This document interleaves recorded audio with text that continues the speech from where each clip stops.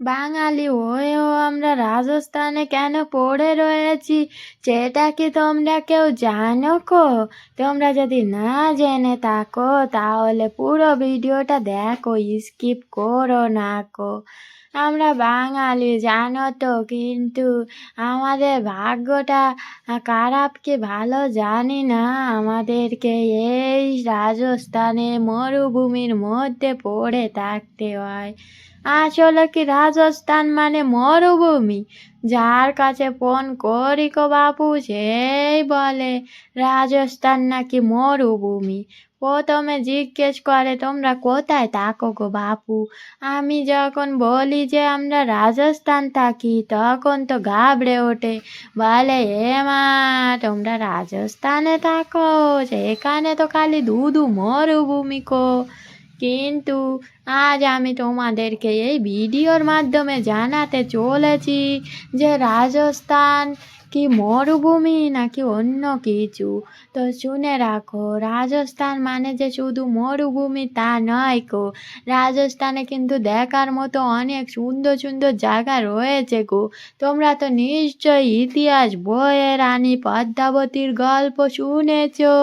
সেই পদ্মাবতীর কেল্লা কিন্তু আমাদের বাড়ি থেকে একটু দূরে অবস্থিত গো। যদি তোমাদের দেখতে ইচ্ছা করে অবশ্যই তোমরা চলে এসো।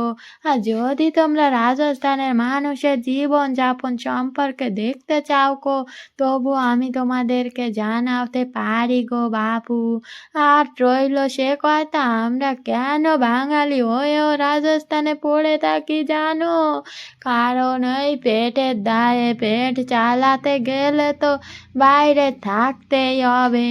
আর যদি কিনা বাড়িতে থাকা হয়, বাংলার ভেতর থাকা হয়, তাহলে তো পেটটা আর ভালোভাবে চলে না গো, কাটতে কাটতে মরে যেতে হয়।